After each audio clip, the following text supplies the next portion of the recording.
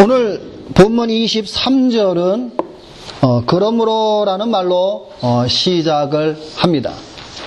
그러므로 즉 지난주에 보았던 11절부터 22절 말씀에 대한 결론입니다.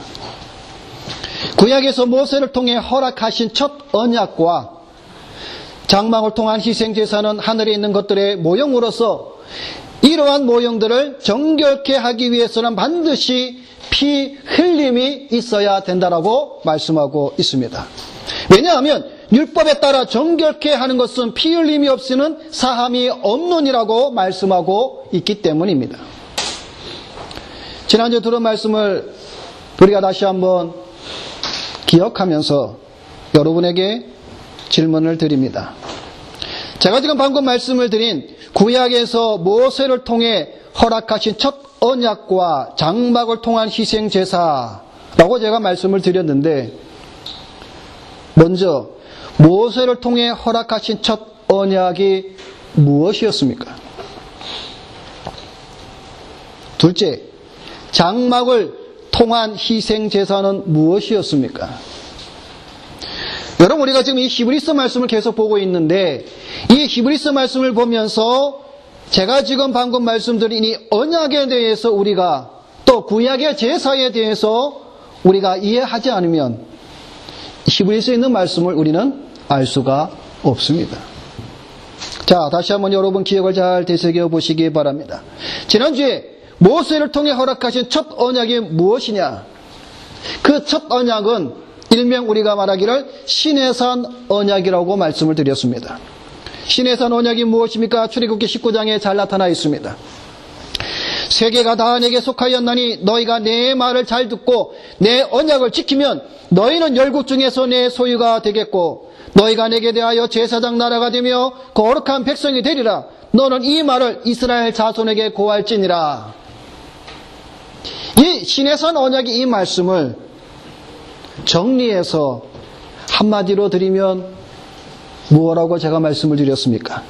나는 너희의 하나님이 되고 너희는 나의 백성이 되리라 라는 것이 바로 언약의 중심 내용입니다. 자, 모세를 통해 허락하신 이 첫 언약, 이것을 여러분이 레위기나 히브리서를 볼 때는 여러분이 반드시 이해하고 있어야 되며, 또한 이 언약은 오늘 우리 신약시대를 살아가는 우리 모두에게도 해당되는 말씀이라는 사실입니다. 두 번째는 장막을 통한 희생제사는 무엇이었습니까? 여기서 장막이라는 것은 성막을 의미하죠. 성막에서 어떤 제사가 드려졌습니까? 구약의 5가지 제사입니다. 번제, 소제, 화목제, 속죄제, 속건제입니다. 이런 것들을 통해서 이것이 무엇이라고 말하고 있었습니까? 하늘에 있는 것들의 모형과 그림자다라고 말씀하고 있는 겁니다. 다시 말씀을 드리자면 오늘 본문은 땅의 것들은, 땅에서 행하여지는 모든 것들은 동물의 피로 정결케 되었지만 하늘의 것은 예수 그리스도 자신의 몸과 피로 정결케 했다라는 말씀입니다.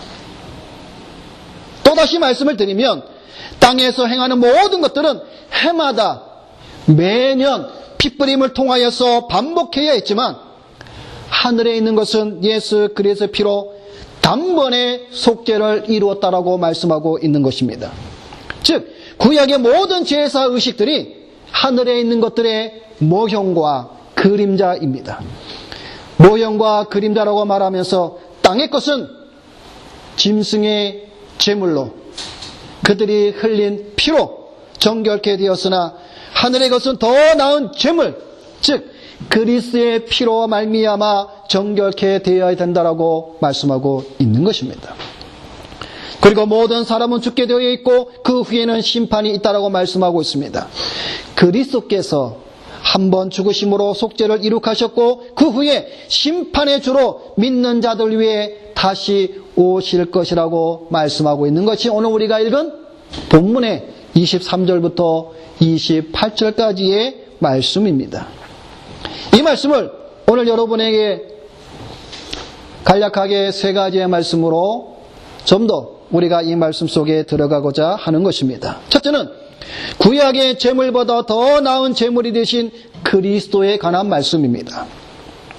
오늘 본문 23절 말씀에 그러므로 하늘에 있는 것들의 모형은 이런 것들로서 정결케 할 필요가 있었으니 하늘에 있는 그것들은 이런 것들보다 더 좋은 제물로 할지니라 말씀하고 있습니다. 여러분, 우리가 구약 특히 레위기를 보면서 이스라엘 백성들은 흠없는 제물, 짐승을 잡았죠. 소나 양이나 염소를 잡아서 하나님께 제사를 드렸습니다. 그러나 이들이 드렸던 제물들은 사실 완전한 제사가 아닙니다. 그래서 히브리서 기자는 내내 하는 말이 무엇이었습니까? 모형과 그림자라고 말하고 있는 것입니다.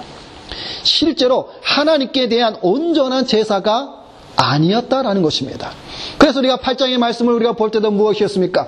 첫 것이 완전하였다면 두 번째 것이 오지 않았다라는 것입니다. 그런데 무엇이었습니까? 첫 번째 것이 불완전하였기에 새로운 두 번째 새 언약이 우리에게 필요했다라고 말씀하고 있는 것입니다. 짐승의 피로서 모형적인 것들이 정결케 됩니다. 그죠? 그래도 구약시대에 하나님께서는 최상의 방법으로 이스라엘 백성들이 정결케 되는 그 방식을 이 제사를 통해서 허락하셨습니다. 그것만큼 하늘에 속한 것들을 정결케 하고 거룩케 하려면 더욱더 탁월한 방식이 필요하다라는 것입니다.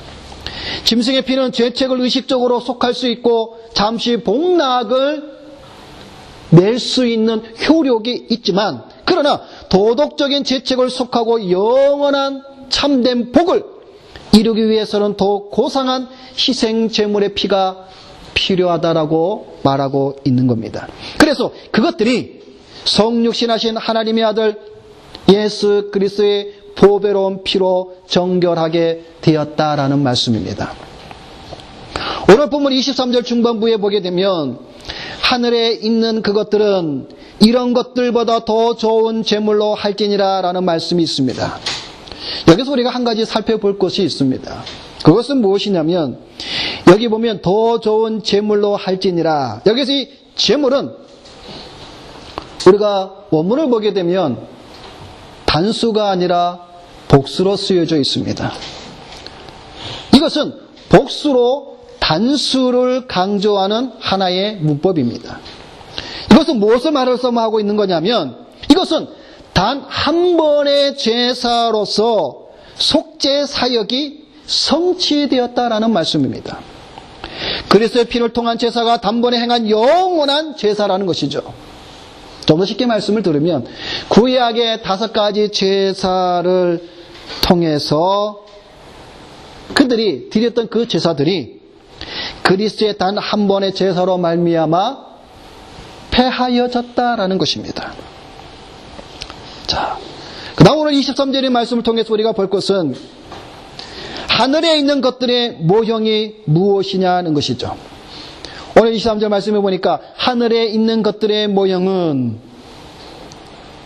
그리고 중반에 하늘에 있는 그것들은 이렇게 말씀하고 있습니다. 여러분, 여기서 말하고 있는 하늘에 있는 것들은 무엇이며 모형은 무엇입니까? 먼저 모형이 무엇인가를 보게 되면 우리가 지금까지 계속 보았던 말씀이었죠. 언약과 율법책과 장막과 기구들을 가리킵니다. 근데 여러분, 여기서 말하는 이 언약과 율법책과 장막과 기구들, 이런 모든 것들은 다 모형과 그림자였습니다. 다시 말해서 실체가 있다라는 것이죠. 그 실체가 바로 하늘에 있는 것이라는 겁니다. 그래서 여러분이 청교도들은 이것을 어떻게 설명하고 있냐면 이렇게 말씀하고 있습니다. 하늘에 있는 것들이란 영원한 언약, 천상의 교회, 예수 그리스도로 말미암아 구속받는 것이다라고 설명하고 있습니다. 그래서 어느 청교도는 좀 더 이것을 이렇게 말하고 있습니다. 내가 이해하는 하늘에 있는 것들은 그리스도와 그의 구속, 구원과 예배, 그리고 교회의 영원한 영광 속에 있는 하나님의 뜻의 모든 열매들이다라고 고백하고 있습니다. 여러분, 오늘 이 말씀을 보는 여러분들은 오늘 본문 23절을 통하여서 하늘에 있는 것, 여러분에게는 무엇이 보이십니까?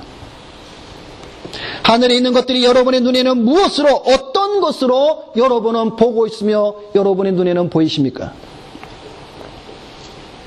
방금 말씀드린 이 청교도들이, 우리 앞선 믿음의 선진들이 이 말씀을 설교하면서 영원한 언약, 천상의 교회, 그리스도와 그의 구속, 하나님의 뜻의 모든 열매들, 이런 것들을 우리에게 말씀해 주었는데, 오늘 이 자리에 앉은 여러분들은 무엇이, 어떤 모양으로 하늘에 있는 것들이 보이십니까? 만약 이런 것들이 여러분에게 보이지 않는다면 여러분은 애통해야 합니다. 왜 우리 믿음의 청교도들은 하늘에 있는 것들에 관해서 이런 것들을 보는데 오늘 우리들은 왜 이런 것들을 보지 못하냐? 왜 그것을 우리가 볼 수 없느냐에 대해서 우리는 안타까움이나 애통함을 가져야 한다는 사실이죠.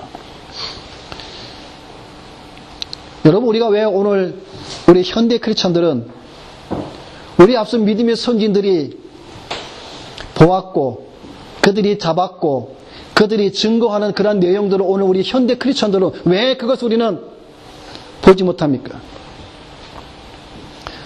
그것은 우리의 눈이 감겨져 있기 때문에 그렇습니다. 하늘에 신령한 것들을 아직 보지 못하였기 때문이라는 것이죠.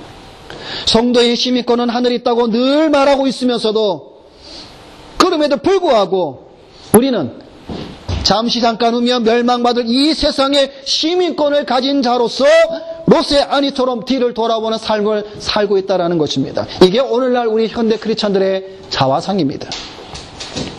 여러분들이 이 브리스 말씀을 계속 보면서 하늘에 참되고 신령한 것들을 보는 그런 눈을 가진 자들이 되어야 된다는 사실입니다. 여러분들의 소망이 어디에 있습니까? 이 땅입니까? 아니면 하늘에 있습니까? 여러분, 이것을 확인하는 방법은 아주 간단합니다. 정말 내가 가지고 있는 소망이 이 땅에 있는지 아니면 하늘에 있는지 잘 들어보시기 바랍니다. 하늘에 소망을 둔 자라면 마땅히 하늘에 있는 것을 바라보아야 됩니다. 그런데 하늘에 있는 것들을 본 게 없는데 어떻게 하늘에 소망을 두고 살아갈 수가 있겠습니까?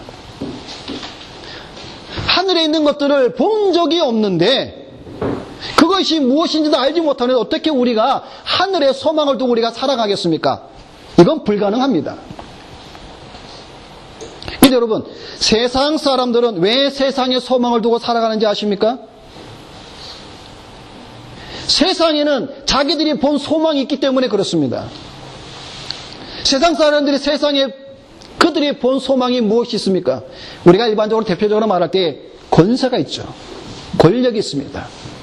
야, 권력을 가지니까 못하는 게 없더라. 자기 마음대로 하고 싶은 데는 다 합니다. 그래서 내가 저 권력을 잡으려고 세상 사람들은 수단과 방법을 가리지 않고 올인합니다. 세상 사람들은 세상에서 무엇을 보았습니까? 돈을 보았죠. 돈. 물질을 보았습니다. 야, 돈만 있으면 못할 게 없다라는 것이죠. 돈만 있으면 사고 싶은 거, 하고 싶은 거, 가지고 싶은 거 다 가질 수 있다라는 것이죠. 하다못해 권력까지도 살 수 있는 것이 돈 아닙니까? 이것을 세상 사람들이 보았기 때문에 오늘날 세상 사람들은 거기에 소망을 두고 미친 척하면서 올인하는 그의 삶을 우리는 주변에서 너무나 쉽게 바라볼 수가 있습니다. 근데 여러분, 문제는 우리 기독교인들입니다.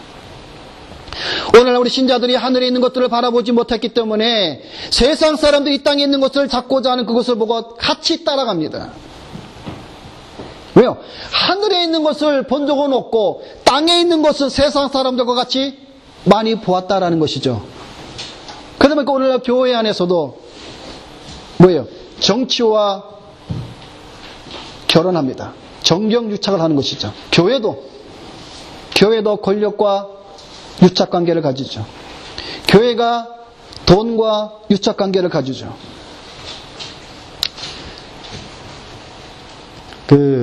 한국의 청와대, 여러분 아시죠? 그죠? 대통령이 있는 청와대. 거기에 이제, 옛날에 얼핏 제가 어떤 프로그램을 보니까, 이제 대통령이 이제 기독교인이면, 이제 주일날 이제 자기가 출석했던 이제 교회 가서 예배를 드린다고 합니다. 그런데, 갈 때마다 문제가 생기는 거예요. 수많은 경호원들과 이게 많은 사람들에게 또 피해 아닌 피해를 이제 주다 보니까 이제 가지는 못하고 이제 목사를 부릅니다.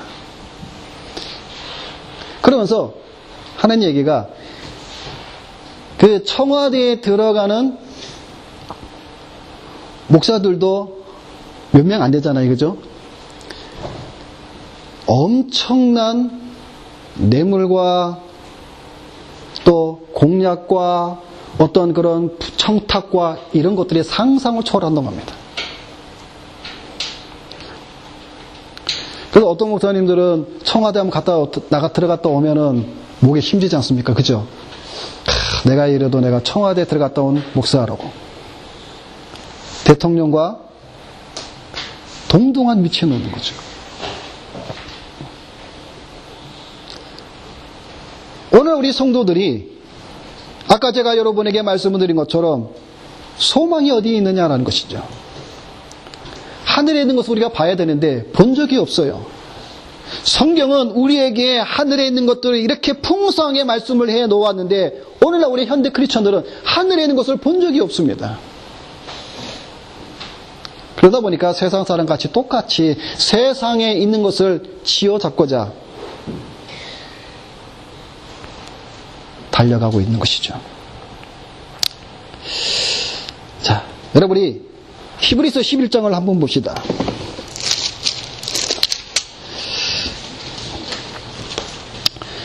자, 히브리서 11장 13절입니다. 자, 13절부터 16절까지 우리 다 같이 함께 읽어보겠습니다. 이 사람들은 다 믿음을 따라 죽었으며 약속을 받지 못하였으되 또 땅에서는 외국인과 나그네임을 증언하였으니 그들이 이같이 말하는 것은 자기들이 본향 찾는 자임을 나타냅니다. 그들이 나온 바 본향을 생각하였더라면 돌아갈 기회가 있었으려니와 그들이 이제는 더 나은 본향을 사모하니 곧 하늘에 있는 것이라. 이러므로 하나님이 그들의 하나님이라 일컬음 받으심을 부끄러워하지 아니하시고 그들을 위하여 한 성을 예비하셨느니라. 아멘. 여러분 13절 이 사람들이 누굽니까? 12절 앞에 있는 나오는 사람들이죠.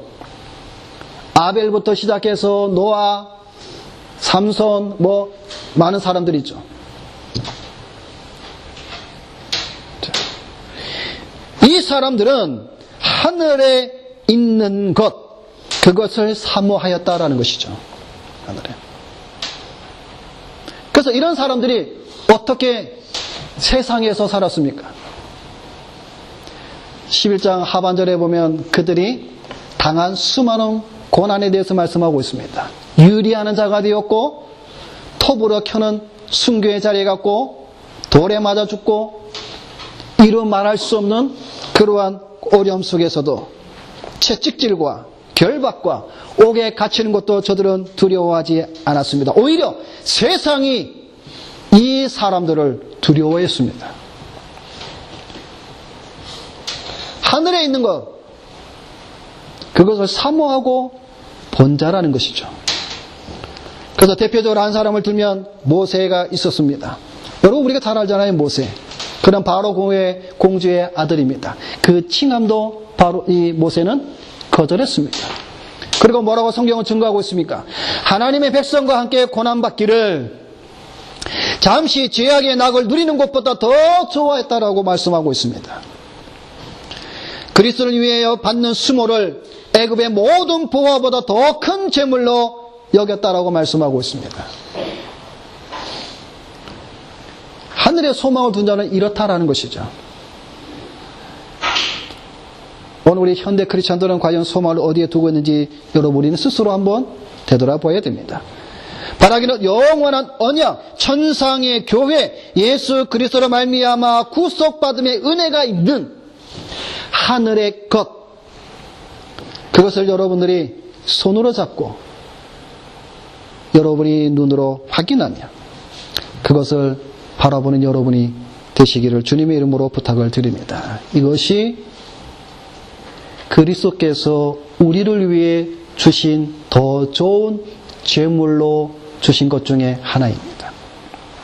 두 번째는 구약의 대제사장과는 달리 지상 성소가 아닌 하늘 성소에 들어가신 그리스도를 말씀하고 있습니다. 오늘 보면 24절, 25절 말씀에 그리스도께서는 참 것의 그림자인 손으로 만든 성소에 들어가지 아니하시고 오직 참 하늘에 들어가사 이제 우리를 위하여 하나님 앞에 나타나시고 대제사장이 해마다 다른 것의 피로서 성소에 들어가는 것 같이 자주 자기를 드리려고 아니하실지니라고 말씀합니다. 오늘 여기 24절에도 보게 되면 우리말 성경에는 나오지는 않지만 원래 원문에 보게 되면 왜냐하면 이라는 접속사로 시작을 합니다. 그 이유는 그리스도의 제사가 구약의 제사들보다 훨씬 탁월함을 계속해서 말씀하고 있기 때문에 그렇습니다. 그래서 왜냐하면 그리스도께서 자신의 피를 통해 들어가신 곳은 이 땅에 있는 성소가 아니라 사람의 손으로 만든 성소가 아니라 하늘에 있는 성소라는 것입니다. 여러분, 이 땅에 있는 성소는 단지 외형적인 것만을 속죄하는 불완전한 것이라고 우리는 지금까지 말씀을 통해서 보아왔습니다. 하늘의 실체를 보여주는 그림자에 불과하기 때문에 그리스도께서는 이 땅에 있는 사람의 손으로 지은 그 성소에 들어가신 것이 아니라 실체인 하늘의 성소에 들어가셨다라는 사실입니다. 여러분, 우리가 예수님께서 십자가에 죽으시고 장사된 지, 즉 무덤에 들어가신 지 3일 만에 부활하셨습니다. 그죠? 3일 만에 부활하시고 40일 동안 주님께서 부활하신 몸으로 제자들을 만나셨습니다. 그리고 40일째 되는 날 감난산에서 500여 명의 제자들이 보는 가운데에서 하늘로 승천하셨습니다. 여러분, 그리스도께서 그날 하늘로 승천하신 그 사건은 여러분 어마어마한 하나님의 은혜가 있습니다. 바로 성소에 들어가신 날입니다. 여러분, 우리가 단지 그냥 주님께서 승천하셨다, 여러분 여기에 머물러서는 안 됩니다.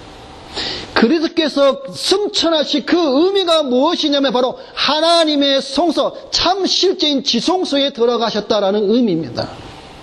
그가 그곳에 들어가심으로 말미암아 우리의 중보자요, 삼중직을 통한 그리스도의 그 직분을 다하신 것이며 새 언약의 보증이라는 사실입니다.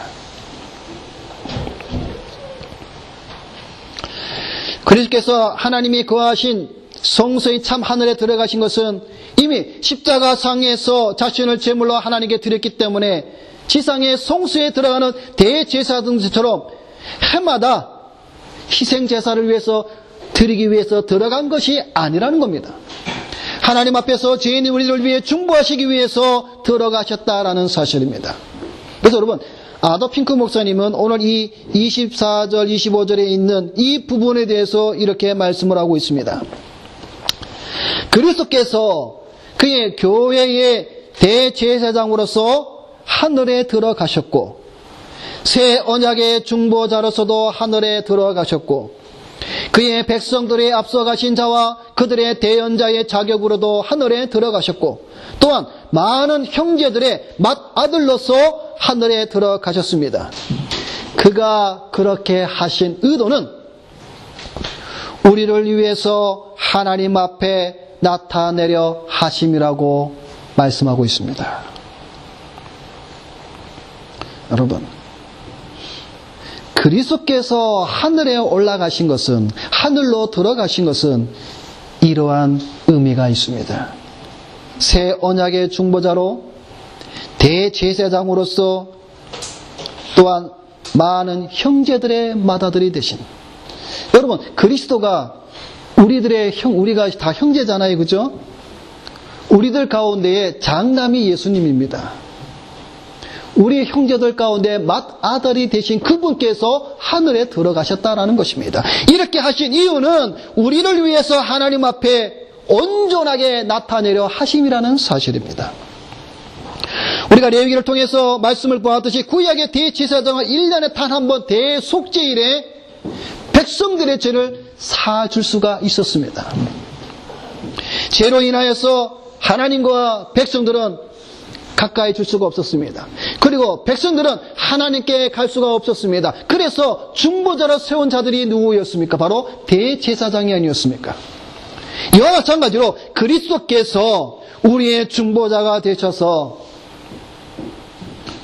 우리와 하나님과의 죄로 말미암아 깨어진 관계를 화목케 해 주셨다라는 사실입니다. 구약의 모든 속죄일은 매년 반복되었으나 구약의 대속죄일의 모든 제사들은, 제물들은 매년 피가 필요했고 동물이 필요했고 매번 반복되었지만 실체이신 참 장막인 하늘의 성소에 들어가신 그리스도께서는 더 이상 자주 자신을 드릴 필요가 없습니다. 왜냐하면 단 한 번에 완전하고 영원한 속죄의 제사를 성취하셨기 때문입니다. 그렇기 때문에 로마 가톨릭이 말하는 미사가 얼마나 잘못되었는가를 우리는 여기서 쉽게 볼 수가 있습니다. 그들이 매주 행하는 미사는 그리스도를 매주 십자가에 못 박는 행위와 같습니다. 그래서 우리 청교도들은 뭐라고 말하고 있습니까? 그들의 미사는 하나님의 아들이신 예수 그리스도를 매주 십자가에 못 박는 끔찍한 죄를 범하고 있다고 말하고 있었습니다. 여러분 분명히 하시기 바랍니다. 십자가의 사건은 단 한 번입니다. 그리고 영원하며 완전한 제사입니다. 여러분 우리가 이것을 고백하는 것이 우리의 신앙과 믿음입니다. 마지막으로 세 번째로는 단 한 번의 제사로 영원한 효과를 주신 그리스도에 대한 말씀을 오늘 본문은 우리에게 주고 있습니다. 26절에 보면 그리하면 그가 세상을 창조할 때부터 자주 고난을 받았어야 할 것이로되 이제 자기를 단번에 제사로 드려 죄를 없게 하시려고 세상 끝에 나타나셨느니라 말씀하고 있습니다. 여러분 성도들 가운데 이런 분들이 있습니다. 예수님께서 십자가에 죽으셨는데 그게 어떻게 오늘날 우리에게 영향을 미치는지, 다시 말해서 2000년 전에 죽은 그리스도의 그 십자가의 사건이 어떻게 오늘날 우리의 죄를 사해 줄 수 있는 효력이 미치는가에 대해서 믿지 못하는 자들이 의외로 많이 있습니다. 여러분 이것에 대해서 우리는 로마서에 바울이 말하고 있는 말씀을 통해서 우리는 그 답을 찾을 수가 있습니다. 로마서 5장 19절에 이런 말씀이 있습니다. 한 사람의 순종치 아니함으로 많은 사람이 죄인된 것 같이 한 사람의 순종하심으로 많은 사람이 의인이 되리라. 예수 그리스도의 완전한 제사의 효력은 시간과 공간을 초월합니다. 과거와 현재와 미래 어느 것 한 곳에 제한되지 않고 시공간을 초월하여 그 효력이 나타난다는 사실입니다. 좀 더 말씀을 드리면 26절에 그리하면이라고 시작을 합니다. 오늘 26절 말씀에 보면 그렇죠. 그러면 이 그리하면이라는 이 말은 문자적으로는 만일, 달랐다라는 그러한 뜻입니다. 무슨 말인가 하면 옛 언약의 대제사장들이 행한 것처럼 만약 그리스도께서 자주 자신을 드렸다면 이라는 의미입니다. 즉 그리스도께서 옛 언약의 대제사장처럼 자주 자신을 드렸다면 여러 번 죽음을 당하셔야 했을 것이다 라는 것입니다. 근데 여러분 어떻습니까? 그리스도는 자주 여러 번 자신을 드리지 않았다고 성경은 증거하고 있습니다. 단 한 번 드리셨습니다. Once for all입니다. 단 한 번입니다. 단번에 이렇게 예수께서 제사를 드리시면 그 이유가 무엇이었습니까? 오늘 본문에 두 가지를 말씀해 주고 있죠. 26절에 죄를 없이 하시려고. 두 번째는 28절 말씀이 구원에 이르게 하기 위하여 많은 사람의 죄를 담당하시려고 단번에 제사를 드렸다라고 말씀하고 있습니다. 자, 여기에서 오늘 우리가 마지막으로 좀 더 볼 것은 단번에 제사를 드리시는데 26절과 28절 말씀을 보게 되면 이런 단어가 나옵니다. 세상 끝에 그리고 두 번째로 나타나시기 위하여 단번에 제사로 드렸다라고 말씀이 나오죠. 자, 그럼 여기서 말하는 이 세상 끝과 두 번째로 나타나시기 위함 이 말이 무슨 말인가라고 난 것을 한번 살펴보고 말씀을 맺도록 하겠습니다. 자, 세상 끝이란 것은 그리스도의 초림을 가리킵니다. 구속 사역의 성취의 때인 예수 그리스도의 초림을 가리킵니다. 그리스도께서는 세상에 오셔서 십자가상에서 구속 사역을 성취함으로 말미암아 개인의 종말과 역사의 종말을 도래케 하였다라는 것입니다. 그래서 한 번 죽는 것은 사람에게 정하신 것이요 그 후에는 심판이 있다라고 말씀하고 있는 것입니다. 두 번째 나타나시리라는 말씀은 무슨 말씀이냐면 이 두 번째 나타나시다는 이 말씀은 구약의 대속죄일의 그 제사와 연관해서 여러분이 이 말씀을 보아야 됩니다. 무슨 말인가 하면 여러분 대속죄일에 이스라엘 달력으로는 7월 10일 날 대속죄일에 대제사장이 1년에 한 번 들어갈 수 있는 지성소에 들어갑니다. 그죠? 그런데 이 대속죄일의 대사장이 백성의 죄를 사하기 위하여서 지성소에 들어갔을 때에 백성들은 진 밖에서, 그러니까 성막 밖에서 그 대제사장이 나오기를 지금 손꼽아 기다리고 있는 겁니다. 대제사장이 직무를 마치고 지성소에서 나오기를 밖에서 기다리는다는 것이죠. 대제사장이 성소에서 나왔을 때 백성들은 대제사장이 드린 속죄제를 하나님께서 받으셨고 우리의 죄가 용서받았다라는 확신을 가지게 된다는 겁니다. 다시 말해서 대제사장이 지성소에 들어갔는데 나오지 않았다. 그러면 문제가 발생하는 거예요. 그건 무엇을 뜻하는 겁니까?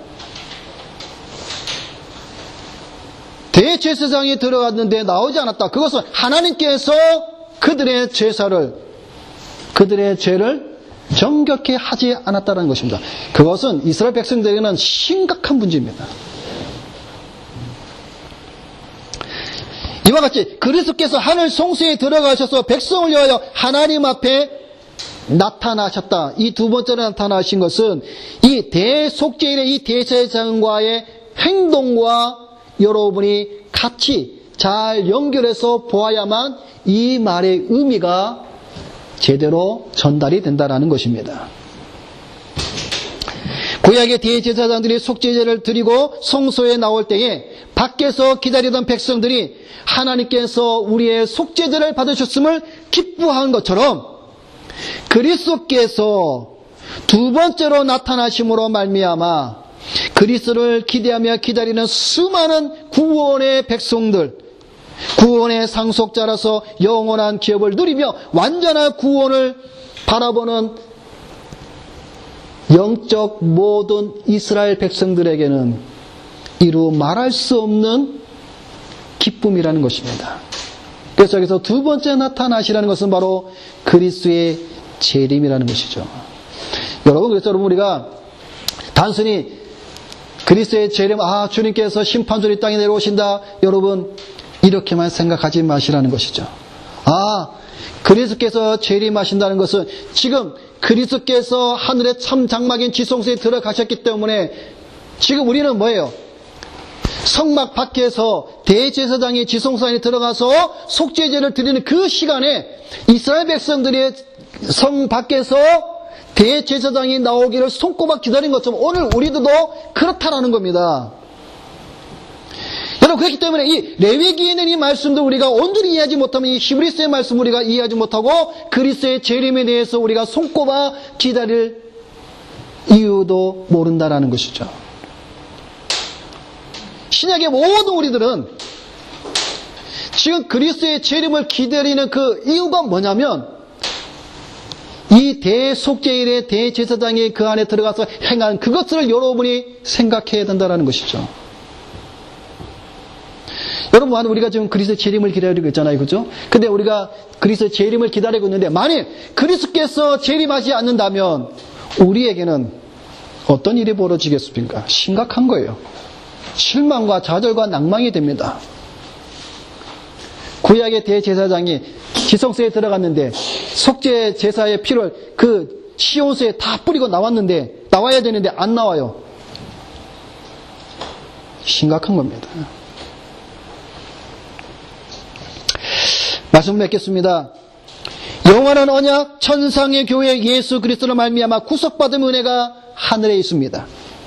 이것을 우리에게 주시고자 그리스도께서 자신을 단번에 영원하고도 완전한 제사를 드리시며 죄를 없게 하여 주셨고 구원하게 하셨습니다. 이것을 보는 복된 믿음의 눈을 가진 우리 성도들이 되어야 됩니다. 믿음의 선진들처럼 본향을 사모하며 하늘에 있는 것들을 바라보며 모세와 같이 이 땅에서 나는 크리스찬이라고 말을 한다면 하나님의 백성들과 함께 고난과 환난을 당하여도 세상의 보화보다 애굽의 보화보다 그것이 더 귀한 것임을 알고 믿음으로 승리하며 나가시는 우리 다윗교회 성도들이 되시기를 주님의 이름으로 부탁을 드립니다. 기도하겠습니다.